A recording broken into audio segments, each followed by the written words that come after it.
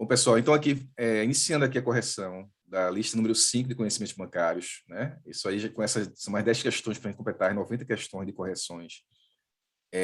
A gente está aprofundando um pouquinho mais, a gente falou muito sobre, na lista anterior, sobre câmbio, tá? E agora vamos falar sobre a diferença de juros internos e externos, né? E como é que isso interfere na economia, como é que interfere no câmbio, tá? Então, por exemplo, a diferença entre juros internos e externos, diz a primeira opção, mais uma vez, são 4 proposições que é preciso definir o que é que está correto acima. Então, vamos entender aqui. A primeira opção diz o seguinte: a diferença entre juros internos e externos são importantes para o equilíbrio da economia e o controle do câmbio do país. Sim, sim. Então, assim, quando existe um país que tem uma taxa de juros, por exemplo, Brasil, vamos dar um exemplo do Brasil. Quando a taxa de juros do Brasil está alta, em relação à taxa de juros de outros países, então o investidor externo, ele procura colocar dinheiro no Brasil também. Então, quando os juros sobem, é uma forma de atrair o dinheiro de fora. Porque a pessoa que colocar o dinheiro aqui, investir aqui, vai ganhar mais. E simplesmente por isso, pessoal. Não tem, é simples assim. Quem coloca o dinheiro, quando a taxa de juros está alta, quem investe vai estar ganhando mais em cima dessa taxa de juros, vai ganhar mais e vai colocar mais dinheiro aqui no país. Quando a taxa de juros está baixa, e lá fora tem uma taxa de juros mais atrativa, seja porque o país é emergente, está pagando muito melhor, mesmo nível do Brasil, digamos, mesmo risco que o Brasil, está pagando mais, ou se for um país mais seguro, com menos risco, esteja pagando próximo ali, né? Não precisa nem estar igual, mas estando com uma boa taxa, se é mais seguro, a pessoa vai tirar o dinheiro daqui e vai colocar lá, né? Então, a diferença de um para o outro, considerando, se você considerar, vamos esquecer que é o fator risco aqui, mas quanto maior a taxa de juros, o investidor vai buscar onde está a taxa melhor, tá? Ok? Quanto menor está a taxa de juros, ele vai sair e vai buscar um que está melhor lá fora, né? Então, a princípio, esse é o sentido, né? A diferença de juros internos e externos vai ter essa conotação da procura do investidor para ser melhor remunerado, tá? Então, justamente, ela vai definir o equilíbrio da economia e o controle da taxa de câmbio. Por quê? Mas por que, Danilo, o controle da taxa de câmbio?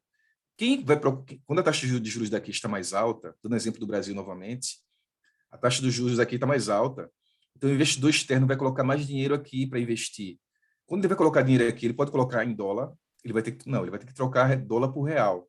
Vai demandar, ele vai procurar, ele vai ter que trocar para o real, então o real vai ganhar valor, porque todo mundo quer buscar o real para botar aqui para receber o juros brasileiro. E o real é limitado. Oferta e demanda, pessoal. O que acontece com o real? O real começa a valer mais. O investidor externo começou a colocar dinheiro aqui, então o real vai ser muito procurado por os investidores. Aí o real vai subir em relação a outra moeda estrangeira, o preço do real. Então vai existir o quê? Uma valorização cambial. O real vai valorizar nesse caso, tá? Então, primeira opção está correta. Segunda opção, quando os juros internos são altos, a maior atratividade para o capital externo que busca maiores rendimentos. Foi justamente o que a gente falou agora, né? Subir os juros internos é os juros daqui, interno, Brasil, por exemplo, né?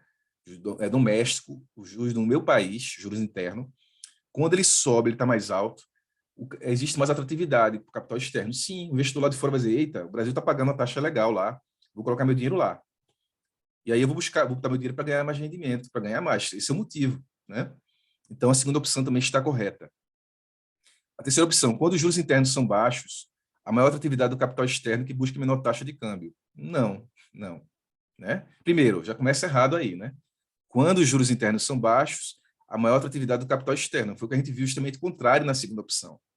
Se os juros internos está baixo, o investidor não procura mais o Brasil. Por quê? Para ganhar menos? Ele não recebe juros quando bota o dinheiro aqui? Beleza, pessoal, é tranquilo assim. Vamos entender esse conceito de forma mais simples possível, tá? A gente aprofunda bem esse conteúdo para vocês ficarem bem preparados para a prova, né? Mas, assim, a intenção é ser o mais básico possível também, ser mais objetivo para que vocês entendam e, na hora, tenham essa noção básica da economia, como funciona. Então, juros internos e externos. Se o juro no Brasil está mais alto, vai atrair mais dinheiro de fora, o capital externo vai vir para cá para ganhar mais dinheiro. Se os juros internos está baixo, o juros daqui está baixo, por que o investidor vai vir para cá? Para ganhar menos? Não, né? Então, uma dedução lógica, que aí vocês já percebem que a terceira opção está incorreta. Tá? Até agora, corretas 1 e 2. Vamos ver a quarta opção. Quando os juros internos são baixos, há menor atratividade para o capital externo e possível evasão de capital nacional para investimentos no exterior. Sim, né, pessoal? Vamos lá. Ele justamente ele desmente o que está na questão 3. Ele diz que quando os juros internos são baixos, há menor atratividade para o capital externo. Por quê? Porque o investidor não vai sair de fora para cá para botar dinheiro ganhando pouco. Não vai. E possível evasão de capital nacional para o investimento exterior. O investidor do Brasil, se está pagando pouco aqui, será que ele não pode botar dinheiro fora, não? Pode também. Então, evasão de capital nacional para botar dinheiro no exterior é isso. Ele pode, o brasileiro pode dizer assim, não, meu dinheiro eu vou investir lá fora também, vou investir em dólar, mandar lá fora para investir lá, seja numa empresa, seja em ações lá fora, mandar dinheiro para fazer uma posição lá fora do Brasil, que lá está pagando melhor. Pode ser sim, né? Então, a lógica é a mesma, tá? A quarta opção está correta. Então, aí temos corretas a 1, 2 e 4. Qual é a opção, pessoal? Essa aqui, ó. 1, 2 e 4 é a quarta alternativa aqui, seria a letra D, né, na prova. Beleza? Tranquilo? Ok? Então, aí todo mundo entendeu a primeira questão, né? Vamos lá para a segunda questão. Quem não entendeu, pode abrir o microfone, pode colocar no chat que a gente vai respondendo. Aqui no chat, acho que tem alguma informação aqui. Deixa eu ver. Ah, não, tá tranquilo. Tranquilo. Então, vamos lá para o questão 2. A questão 2 é uma questão muito fácil também, tá, pessoal? Bem tranquila. Pode ser abordada em prova, que fala aqui de prêmio de risco. Nós vimos isso também na aula passada. Prêmio de risco é o valor pago. A primeira opção diz o seguinte: prêmio de risco é o valor pago ao segurado quando há ocorrência de sinistro. Não é isso. Atenção, atenção. Prêmio de risco não é o que o segurado recebe quando acontece um problema, não. Quando estoura o problema lá, bate o carro, vou receber meu prêmio de risco. Não é isso. Não é. Prêmio, aí parece até que você pode até ser induzido ao erro se você não conhecer o conceito. Quem conhece o conceito sabe que prêmio de risco não é isso. Ali é indenização. Quando existe um sinistro, sinistro é uma ocorrência que acontece, né, de um acidente, de uma fatalidade, né? Sinistro pode ser de carro, quando bateu o carro, quando roubou o carro, quando a pessoa falece no seguro de vida, é um sinistro, né? Enfim, isso é chamado de sinistro, tá? Quando existe uma fatalidade, aquele risco que é pequeno de acontecer, né? Mas quando acontece é um sinistro. Por isso que o nome é sinistro, porque é sinistro, né? Ok? Beleza? Então, assim, o sinistro, quando acontece, a pessoa recebe uma indenização e não um prêmio de risco. Prêmio de risco, lembra do conceito? Prêmio de risco é aquilo que a seguradora vai receber para poder assumir o risco.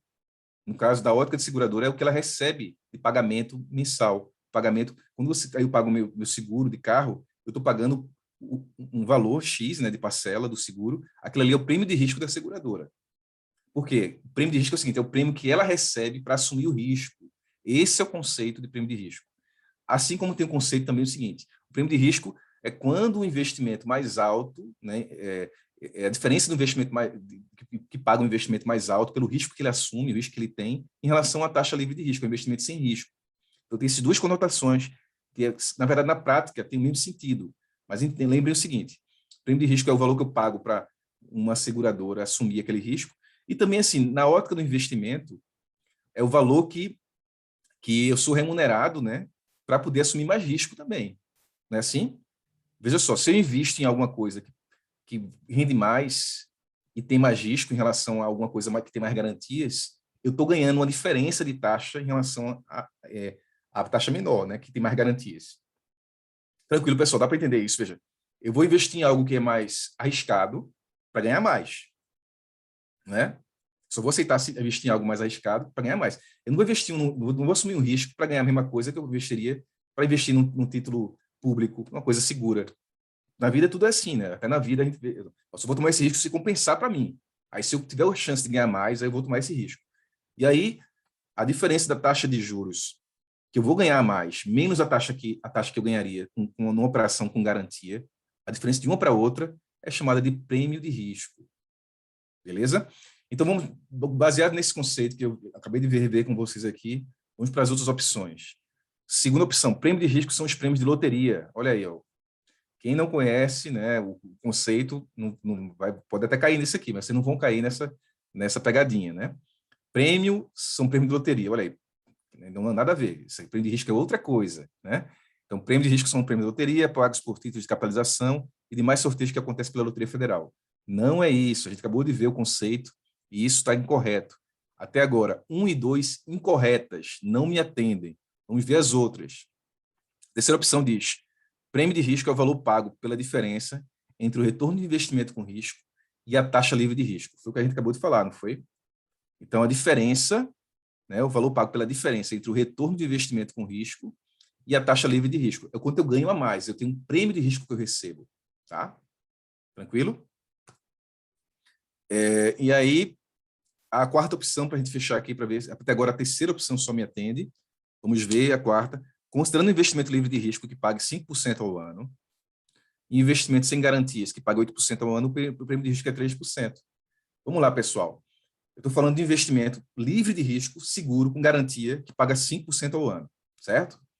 E tem investimento que não tem garantia, que paga 8%. Qual o prêmio de risco? 8 menos 5, 3%. Então, esse prêmio de risco que eu tenho é justamente a diferença de um para o outro. E aí, a quarta opção também está correta. Me atendem 3 e 4. 1 e 2 está incorreto. Ele pergunta o que está correto. Então, 3 e 4 tem opção? Tem. É a última opção, pessoal. Está aqui, marcada. Aqui, ó. A opção que está correta é 3 e 4. Parabéns para quem acertou. É uma questão simples, só precisa conhecer o conceito, tá? Indo aqui para a questão número 3. Questão 3 aqui dessa lista. Sobre fluxo de capitais e impactos na taxa de câmbio. Mais uma vez aqui, fluxo de capital, né? E câmbio novamente, para a gente relembrar aqui o conceito, tá? Quem está com um pouco mais de dificuldade de entender o conceito de câmbio, sempre tem, essas questões vão ajudar muito. Vamos lá. Ele quer saber qual é a alternativa correta. Quando os juros domésticos sobem, os investimentos de estrangeiros aumentam. Vamos lá, isso aí. E o câmbio desvaloriza. É isso? E aí, pessoal? Qual que está errado aqui? Veja só, quando os juros domésticos sobem, os investimentos estrangeiros aumentam, concordo. Né? Subir os juros, lembra que a gente viu esse conceito? O investidor vai colocar mais dinheiro aqui. E o câmbio desvaloriza. O real perde valor. Eu não estou falando de taxa de câmbio, estou falando câmbio. O câmbio valoriza. O real valoriza. Então está errado aqui. Então, aqui, a segunda opção, quando os juros domésticos sobem, essa aqui, os juros de investimentos estrangeiros aumentam e o câmbio valoriza. Essa aqui me atende, né? Beleza? Essa aqui me atende. Olha aqui, ó. A segunda opção é a opção correta. Quando os juros domésticos sobem, os investimentos estrangeiros aumentam e o câmbio valoriza. É assim que acontece. Por quê? Aí vimos um pouquinho disso na primeira questão que eu abordei esse tema. O juros subiu, o investidor vai colocar mais dinheiro aqui no Brasil, vai querer investir para ser melhor remunerado, vai procurar mais real e o real vai valorizar, o câmbio vai valorizar, o real vai valorizar em relação ao dólar. Certo? Então, existe uma valorização cambial. Tá? Que aí eu estou falando do real, né? O dólar vai cair. Quando os juros, aí a terceira opção para a gente ver se está incorreta. Quando os juros domésticos diminuem, os investimentos de estrangeiros aumentam. Não, né? Diminui os juros domésticos, juros do Brasil. Juros domésticos é a mesma coisa de juros internos, tá, pessoal?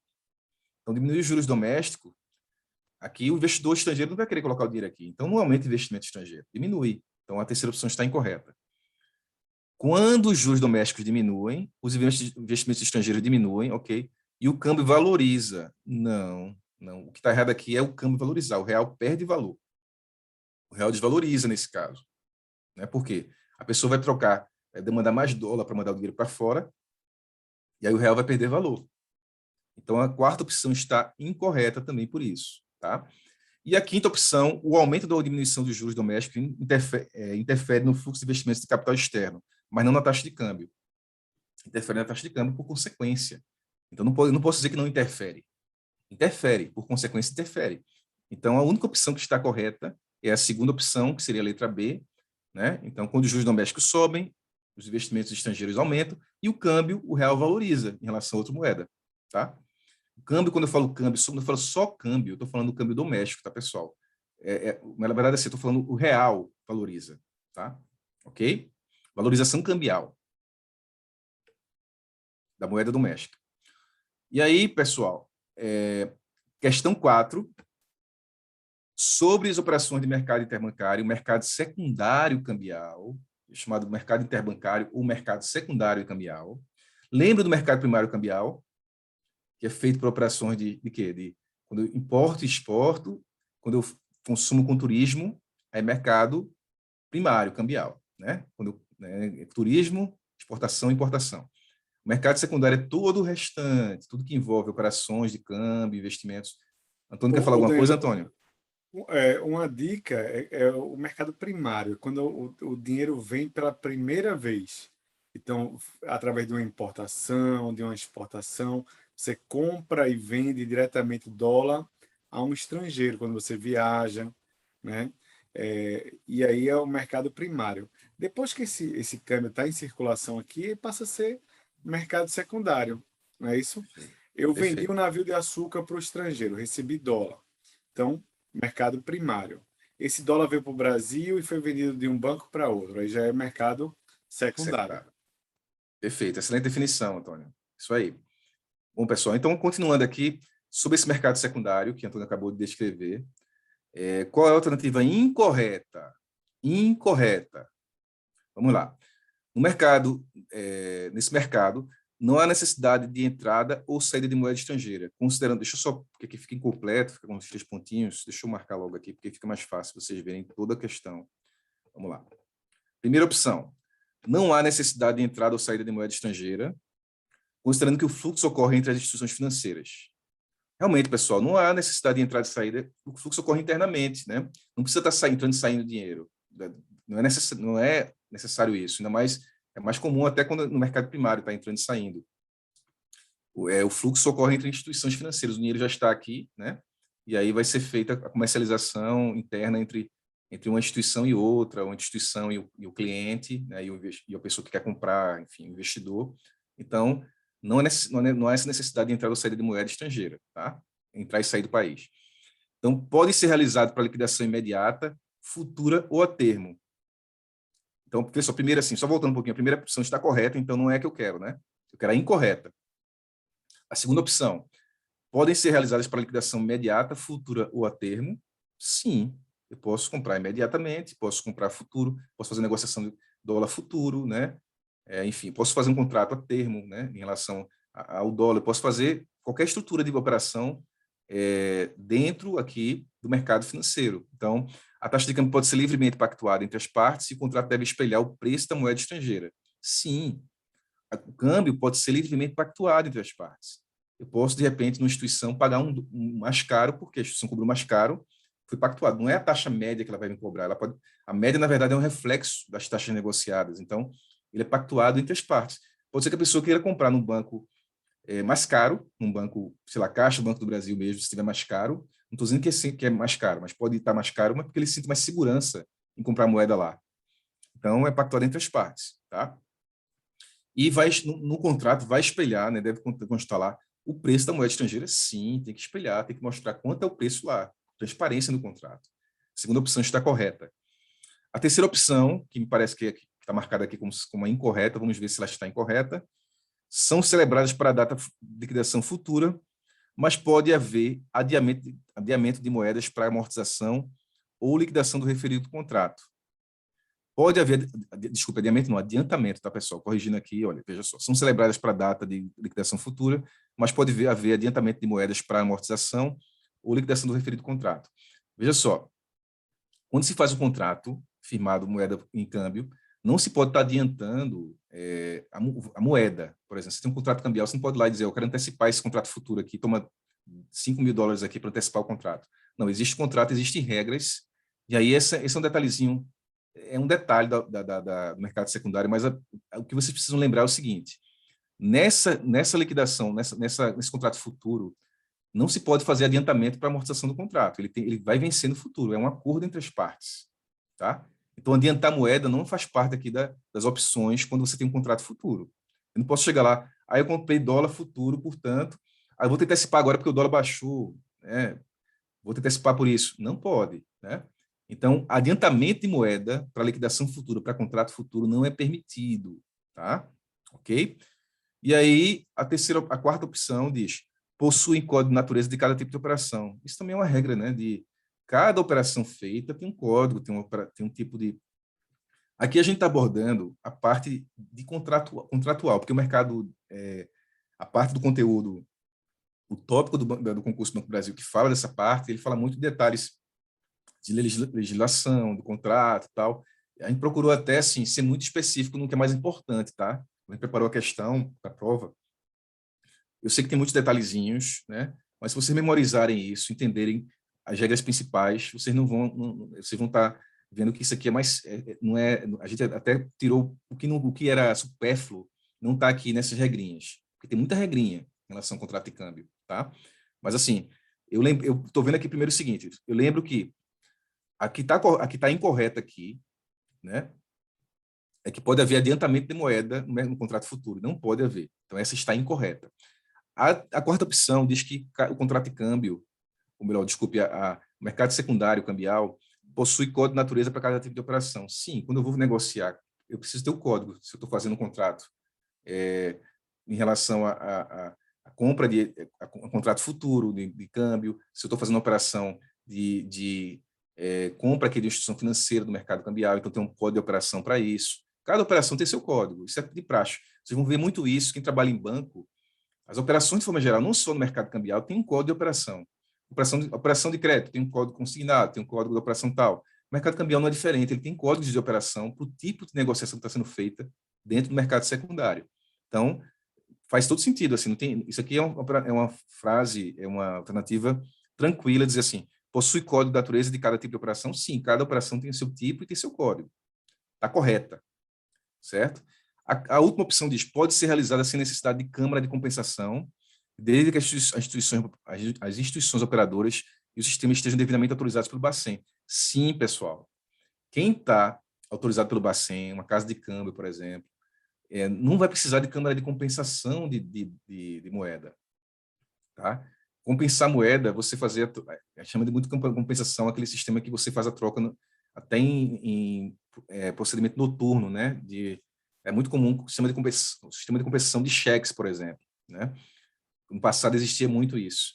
Mas, assim, a moeda pode ser comprada à vista, né, sem precisar de câmara de compensação, desde que o Banco Central autorize essa instituição a operar. Então, estando autorizado pelo Banco Central, não tem necessidade de câmara de compensação no mercado cambial. Tá? Então, a única alternativa que está incorreta é a terceira opção, que já começamos sobre ela aqui, já esclareci sobre ela. Vamos avançar aqui para a questão número 5. Falando sobre tesouraria, pessoal. Tema que nós vimos também, tesouraria, operações de tesouraria. Primeira opção aqui de tesouraria. A tesouraria é responsável pelo controle de receitas e despesas dos bancos, cuidando assim da redução de riscos inerentes à sua atividade. E aí, pessoal? Tranquilo, né? Essa é a função da tesouraria do banco. Responsável pelo controle de receita e despesa, sim, cuidando da redução de riscos da sua atividade. Então, ela vai cuidar disso. A tesouraria tem esse cuidado. Essa é a principal função da tesouraria. Essa primeira opção está corretíssima. Tá? A segunda opção, vamos ver aqui, uma das operações de tesouraria é a alavancagem. A alavancagem é um termo que se usa para... É quando aumenta o risco, né? Eu vou tomar um empréstimo, vou aumentar o risco para tentar buscar mais retorno naquele empréstimo. O intuito é rentabilizar o caixa com taxas de risco mais altos. Mesmo que eu não conheça o conceito de alavancagem, falou aqui rentabilizar o caixa com taxas de risco mais altos. Eu já sei que está errado, certo? Por quê? Porque a tesouraria vai buscar reduzir risco. Lembram do conceito? Lembram da apostila? Lembram do que nós vimos na aula? A tesouraria busca reduzir risco, operações que rentabilizem, mas que reduzam risco, que sejam boas para o investidor, para o banco, mas que reduzam risco para a instituição. Então, uma das operações não é a alavancagem. A alavancagem não faz parte do rol de operações. Hedge, swap faz parte, né? Mas, assim, alavancagem não. Então, quando ele fala aqui de risco mais alto, eu já sei que está errada também. Então, a segunda opção está incorreta, não me atende. Tá? Até agora, só a opção 1 está correta. Aí fala swap, é uma das operações de tesouraria, até aí tudo bem, swap, né? O que é swap? Ele dá a definição de swap. Consiste na troca de índices e de risco de um passivo ou ativo com o investidor. Quer dizer, trocar índice. Por exemplo, eu tenho uma taxa de juros pré-fixada, vou trocar para uma taxa pós-fixada, para um índice pós-fixado. Por que isso? Porque Quando se troca isso no contrato, é porque alguém precisa disso, tá, pessoal? Pode ser bom para o investidor e pode ser bom para o banco também fazer. Eu vou dar um exemplo para vocês. Pode ser que o investidor ele tenha despesas vinculadas a um índice pós-fixado e ele está hoje com um contrato com uma taxa pré-fixada, mas a despesa dele vai crescer de acordo com o índice. Então, para ele é mais confortável fazer um swap, uma troca desse índice para pagar a sua dívida de acordo com esse índice lá fora. Se ele tiver uma dívida com outra instituição, tiver outro compromisso. Então, aí para o banco pode também ter interesse em fazer isso, porque para o banco a pré-fixada pode ser mais interessante, talvez pela rentabilidade, pela remuneração, enfim. É possível conciliar interesses diversos com índices diferentes. Estou dando um exemplo do índice pré-fixado e o índice pós-fixado. Eu faço um swap, que é uma troca, é uma negociação entre investidor e instituição financeira, para poder trocar esse índice e cada um ficar feliz com a operação. Por isso que existe contrato para isso. Tá? Bom, se tranquilo isso, pessoal. Tá, no concurso Banco do Brasil, eu vi nos tópicos lá que ele não vai detalhar muito o conceito de swap, ele vai citar que swap faz parte de umas operações de tesouraria. Mas aqui a gente prefere até aprofundar o conceito para vocês saberem o que é. Tá? Vocês vão lembrar lá que faz parte das operações de tesouraria swap também. Mas vamos aprofundar esse conceito para vocês. Vocês agora já sabem o que significa na prática o swap, essa troca de um índice por outro, que seja importante para ambos as pessoas que estão negociando, tá? Ok? E aí, essa terceira opção está correta. Então, até agora, 1 e 3 estão corretos. Vamos ver aqui a quarta opção, que fala hedge, é uma das operações de tesouraria, confere. Hedge, em inglês, né, é proteção. Hedge, proteger. Então, hedge é uma das operações de tesouraria que consiste em instrumentos de proteção dos ativos de tesouraria, a exemplo do uso de derivativos para esse fim. Bom, pessoal, nós vimos isso na aula também. Hedge, eu faço um hedge para proteger meus ativos, para proteger. Se eu tenho uma operação aqui que está vulnerável, eu posso fazer uma operação contrária a essa, fazer uma operação postando que vai acontecer o contrário, que ela está vulnerável, e aí eu protejo caso aconteça o pior. Dá para entender assim, veja só, o que é isso? Veja, no mercado financeiro eu posso fazer algumas operações que eu protejo o meu capital investido de algumas situações de valorização, de queda, e quando eu uso isso através de um derivativo, é um instrumento financeiro derivativo que eu posso usar para proteger essas minhas operações de investimento que eu tenho aqui. Então, são instrumentos financeiros, derivativos, são instrumentos financeiros que derivam de algum ativo, por isso que derivativos, tá? O termo. Mas assim, qual a intenção? Por que vocês precisam memorizar? Eu não vou aqui dar uma aula de derivativos porque seria cansativo para vocês, seria muita informação que não é necessário para o concurso. O que vocês precisam saber é o seguinte, Danilo, hedge faz parte das operações de tesouraria? Faz. Por quê? Porque protege e porque diminui o risco. Isso que vocês precisam saber. Ô, Danilo, mas eu estou curioso para saber o que é derivativo. Aí eu expliquei para vocês o conceito, de forma bem simples, mas assim, lembrem-se do que precisa, o que é fundamental para eu passar no banco, para eu acertar uma questão dessa de prova. É saber que hedge é operação de tesouraria e que é feita para proteger, através do uso de derivativos. Certo? Então, Beleza? Danilo, deixa eu só falar que é Antônio, né? Você deu uma aula que era justamente, a gente até editou e cortou, que era operações de tesouraria, né?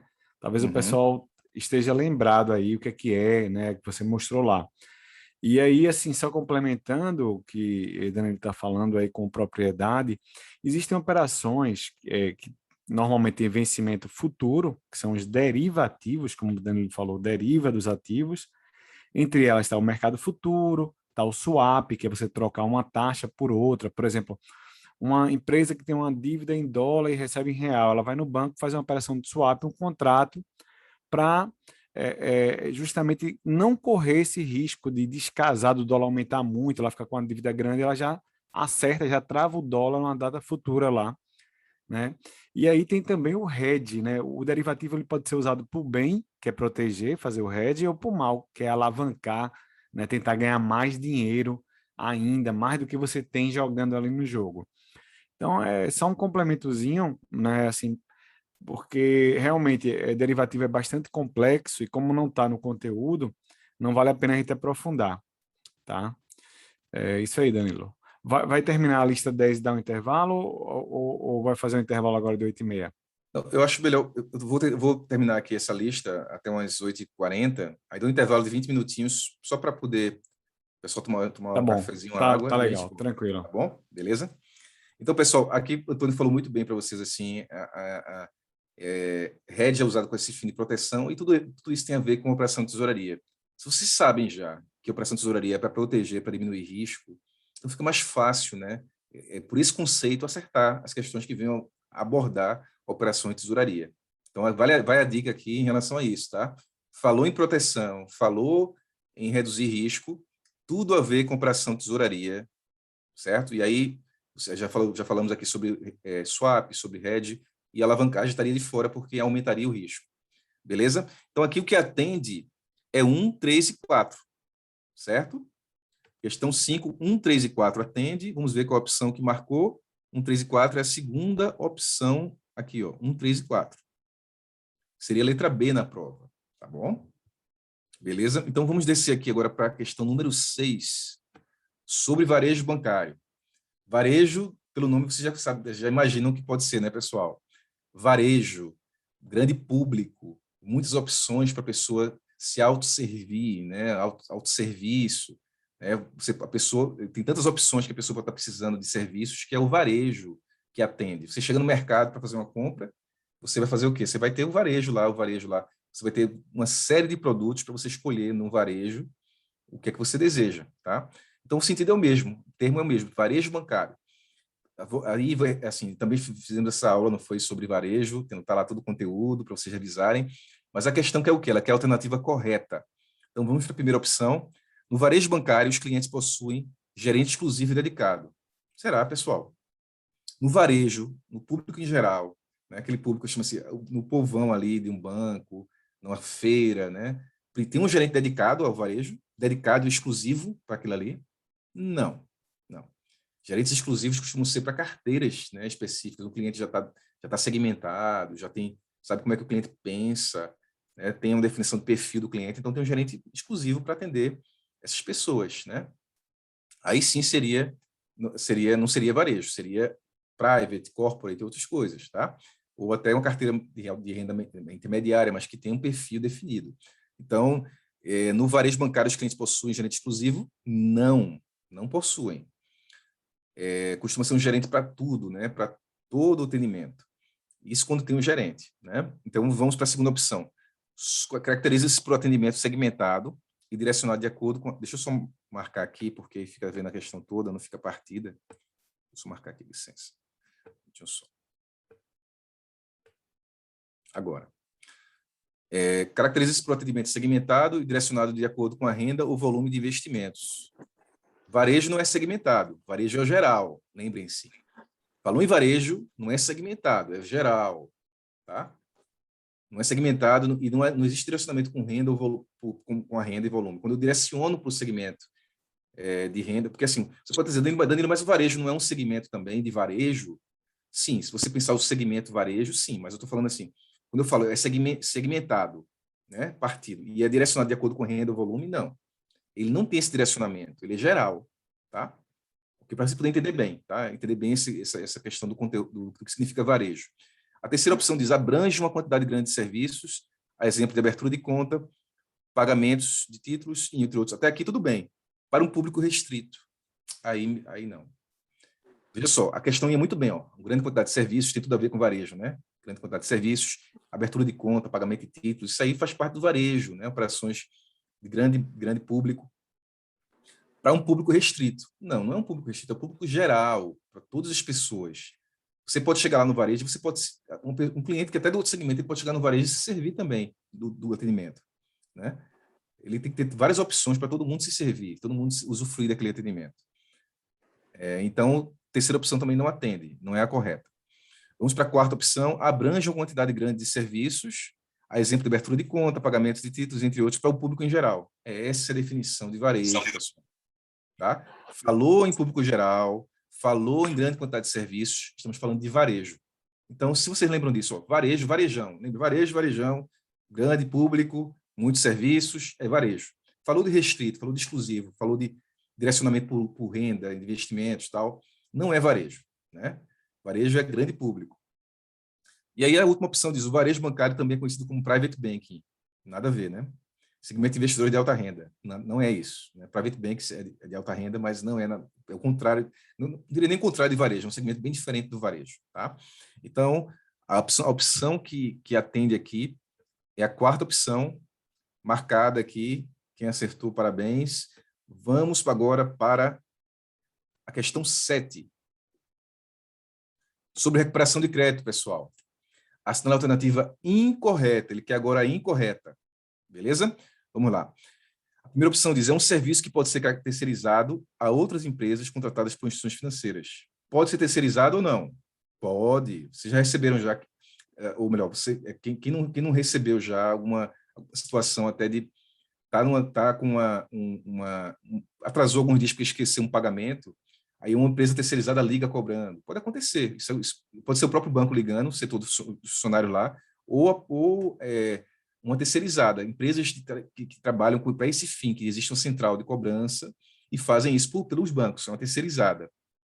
A recuperação de crédito tem esses sistemas. Então, é possível que no próprio Banco do Brasil, tenham tempos de acordo com o tempo de atraso, uma parte do tempo pode ser uma terceirizada que faça para lembrar a pessoa, outra parte pode ser por empregado, enfim. Vai depender de como o banco trata o seu controle de inadimplência, né? A sua recuperação de crédito. Mas isso é previsto, contratar uma terceirizada para esse fim. Então, a primeira está correta, não é a que eu quero a incorreta.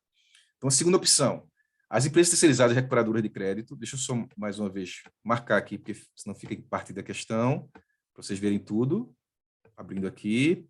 Segunda opção, as empresas terceirizadas e recuperadoras de créditos podem comprar as dívidas das instituições detendo o direito de alterar as condições de pagamentos, parcelamentos ou desconto à vista para recebimento da dívida. Vamos lá. Muitas vezes a empresa terceirizada, ela compra a dívida, ela compra a dívida da instituição financeira. A instituição financeira dá um desconto e vende a dívida. Ela já provisionou, já considerou como perdido às vezes o valor para receber, ou faz parte da política da empresa e diz assim, não, isso aqui está no meu controle, essa margem, vou vender isso aqui para a empresa, e aí vou ganhar essa parte desse dinheiro, e a empresa que se vire para recuperar, né? Entre aspas, seria esse sentido. Ela vai vender esse direito de cobrar. Quem vai ser dona da dívida passa a ser a empresa, né? E aí ela tem o direito de alterar as condições de pagamento, tá? Como assim? O banco podia, antes de vender essa dívida para a empresa, ele podia, de repente, dizer assim, olha, você vai me pagar, as condições eu parcelo no máximo em 12 vezes. E à vista desconta 10%.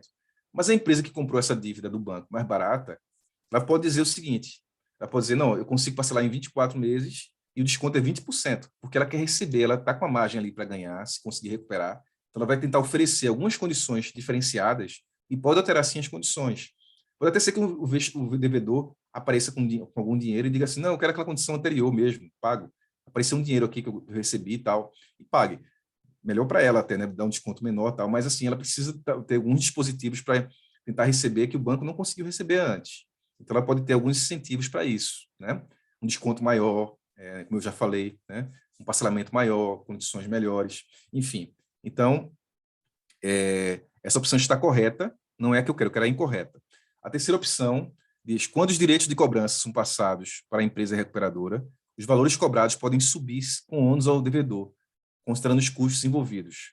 Vamos lá, pessoal. Não pode, né? Assim, veja só, o que está previsto contratualmente para o devedor tem que ser cumprido. Não pode a empresa chegar lá e passar, aumentar os valores. Né? Isso aí não faz sentido, tá? Então, o devedor também ele é uma pessoa física que tem os direitos contratuais já estabelecidos lá e esses direitos precisam ser cumpridos. Não pode onerar mais ainda o devedor porque repassou para a empresa terceirizada.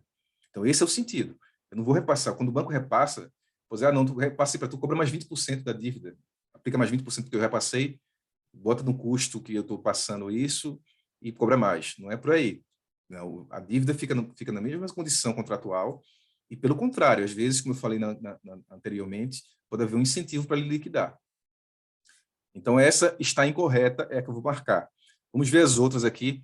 A empresa recuperadora atuará para recuperar dívidas negativadas no Serviço de Proteção ao Crédito, a exemplo do SPC, Serasa, propondo condições diferenciadas para a regularização do débito e exclusão do nome desses registros. Exatamente isso, foi o que eu acabei de falar. Esse registro cadastral, essa negativação em sistema de registro cadastral, ela tem pode ser o SPC, o Serasa, vocês já devem ter ouvido falar desse sistema, né? Então, a intenção é poder regularizar, limpar, né, o nome, entre aspas, limpar o nome do devedor. E aí, para isso, oferecer condições diferenciadas, sim. Então, essa está correta, não me atende. E a última opção diz, a negociação da empresa recuperadora pode vir a apresentar melhores condições para o devedor quitar o seu débito e regularizar sua constituição cadastral. Sim, foi o que acabamos de falar. Essa está correta, então a única que está incorreta é a terceira opção, que seria uma letra C na prova. Tá? Passando aqui, questão número 8, sobre taxa de juros de curto prazo. Estamos falando de taxa de juros de curto prazo. Assinar a alternativa correta, pessoal. Qual é a alternativa correta? Quanto maior mais longo prazo, primeira letra A, menor a incerteza e menor a taxa de juros. Será? Quanto mais tempo eu tenho mais certeza ou menos certeza? Eu sei o que vai acontecer daqui a 5, 10 anos? Não, né?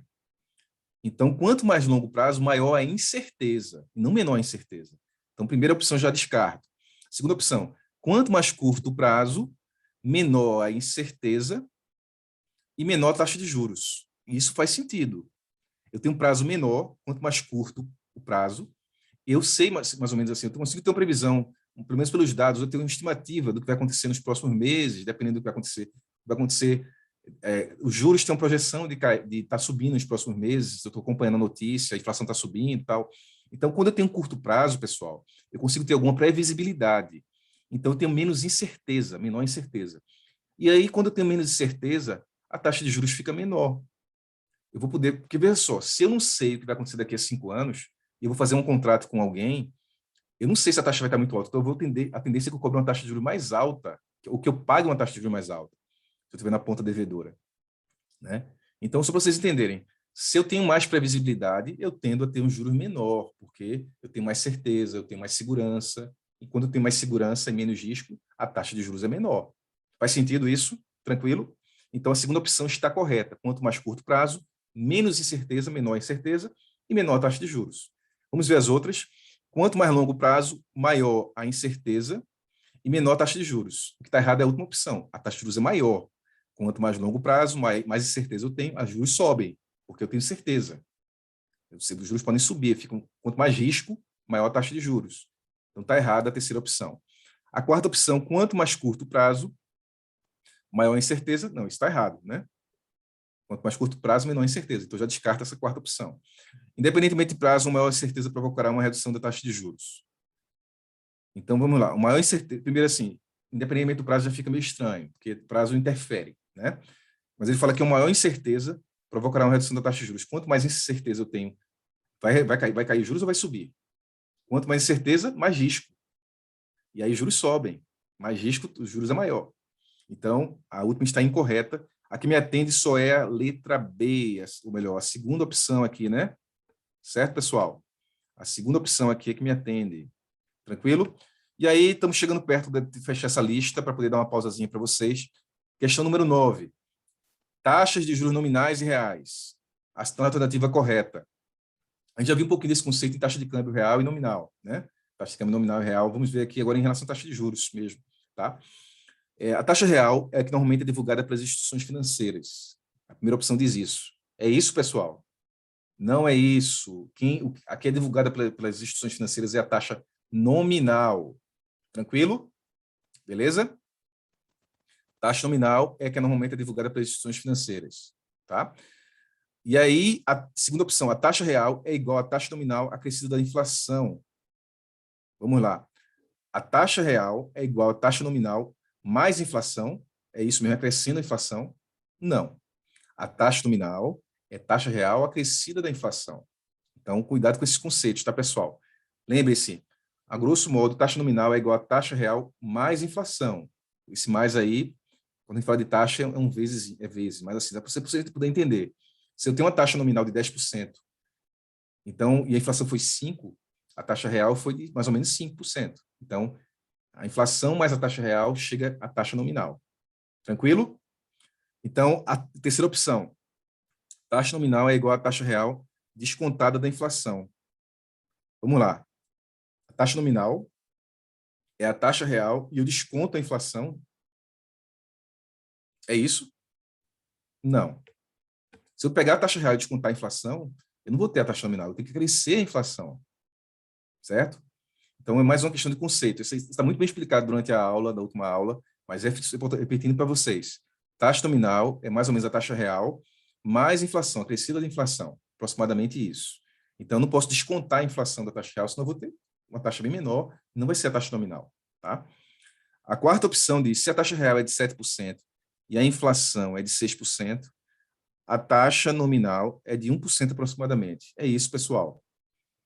Tinha que ser o seguinte, se a taxa nominal é de 7% e a inflação é de 6%, a taxa real é de 1% aproximadamente. Aí estaria correto. Eles trocaram aqui o contexto. Certo, pessoal? Se a taxa nominal é 7, o correto seria o quê? Se a taxa nominal é 7, a inflação é 6, a real é 1. Lembre-se que é 1, que assim, para poder achar a taxa real, eu tenho que jogar para o outro lado da inflação, né? Na continha, 7 menos 6, 1. Essa seria a taxa real, certo? Por outro lado, se eu vou pensar, como eu falei antes, né, se a taxa nominal é 7, se a taxa nominal fosse 7, ele está falando taxa real aqui, mas se fosse nominal 7, a inflação 6, a taxa real mais 7, 6 mais 1, né? 1 da taxa real daria 7, que é a taxa nominal. Então, essa aí fala taxa real é 7, está errada. Seria a taxa nominal. Então, vou desprezar. Aí aqui diz, a taxa real é igual à taxa nominal descontada da inflação. Agora sim. Eu tenho a taxa nominal, desconto a inflação, retiro a inflação, desconto, e eu acho a taxa real. Esse é o conceito de taxa real, tá, pessoal? Lembrem-se disso, que taxa real é taxa nominal menos inflação, ou descontando a inflação, aproximadamente menos a inflação, então vocês vão acertar essa questão tranquilamente. Assim como a taxa nominal é mais ou menos a inflação mais a taxa real. Beleza? Então, aqui, ó, a última opção é que atende, pessoal. Essa última opção aqui, ó, quem marcou, tranquilo. Ok? E aí, fechando o simulado, eu sei que hoje estamos vendo 20 questões aqui, né, 2 listas, mas vamos dar uma pausazinha daqui a pouco, de 20 minutos. Vamos aqui entrar na última questão, questão 10, que fala o seguinte, sobre curva de juros. É uma questão de conceito também, tá? Curva de juros. A alternativa incorreta. Qual é a alternativa incorreta? Vamos lá, a primeira opção diz, a curva de juros reflete, eu quero a incorreta, tá? A curva de juros reflete a expectativa da taxa Selic para os próximos anos. Ela reflete isso, a expectativa da taxa Selic. Lembra do conceito de curva de juros? Ela é a projeção das metas da taxa Selic nos próximos anos, é quanto a gente estima que ela vai estar, e aí vai colocando os valores da taxa Selic, e vai formando o quê? Os pontos, e liga a curva, liga a linhazinha, forma a curva de juros. Então, a curva de juros reflete isso, a expectativa da taxa Selic para os próximos anos. Essa está correta, não me atende, eu quero a incorreta, o que eu quero é a incorreta. A segunda opção, a curva de juros interfere na precificação dos ativos e na taxa de juros dos empréstimos bancários. Sim ou não? Sim. Veja só, dependendo do quanto eu estiver projetando a taxa Selic, que é a taxa de juros, vai ter uma interferência em relação ao preço dos ativos do investimento. Por quê? Quanto maior a taxa de juros, né? Quando a taxa de juros está mais alta, existe um impacto negativo sobre os ativos, né? O juro mais alto, tudo fica mais caro, né? Não é assim, pessoal? Esse é um conceito para vocês entenderem de forma mais simples. Juros altos, as coisas ficam mais caras, então tem diferença no preço, sim. E sobre empréstimo bancário também, o próprio empréstimo sobe. Quando os juros sobem, quando a taxa de juros sobe, os bancos também vão aumentar a taxa dos empréstimos. Não é assim que funciona? Então, lembrem-se desses conceitozinhos, né?